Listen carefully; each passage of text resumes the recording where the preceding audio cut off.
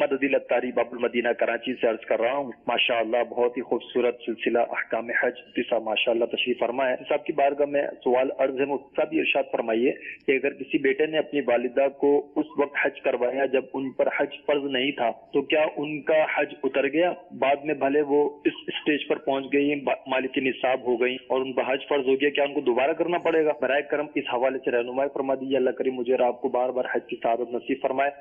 آمین۔ ایسے اور بھی ہوتے ہیں جو خود حج کر لیا ہوتا ہے، فقیری کی حالت میں کسی نے کرا دیا ہوتا ہے، تو کیا فرمائیں گے ان کے بارے میں؟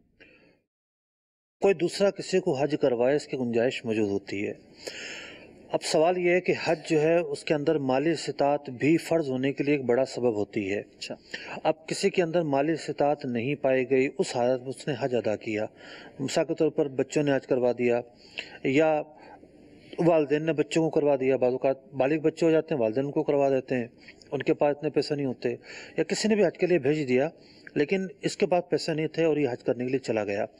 اب دو صورتیں بنتی ہیں۔ اگر تو اس نے نفلی حج کی نیت نہیں کی حج کرنے والے نے، تب تو اس کا حج ادا ہو گیا، فرض ادا ہو گیا۔ فرض ادا ہو گیا، خواہ اس نے کوئی بھی نیت نہیں کی، صرف یہ ذہن میں تھا کہ حج کرنے جا رہا ہوں، صحیح۔ یا یہ نیت کر لیتا کہ میرا فرض ادا ہو جائے گا اس لیے جا رہا ہوں۔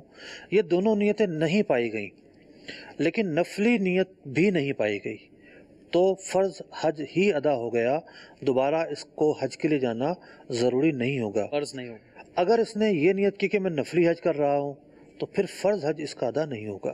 ٹھیک ہے۔ اچھا، نابالغی میں کسی نے حج کر لیا خود سے یا کسی نے کرا دیا یا ماں باپ نے، تو نابالغی میں جو حج کیا جاتا ہے وہ نفلی حج ہوتا ہے، اور بالغ ہونے کے بعد شرائط پائے گئیں تو حج دوبارہ کرنا ہوگا۔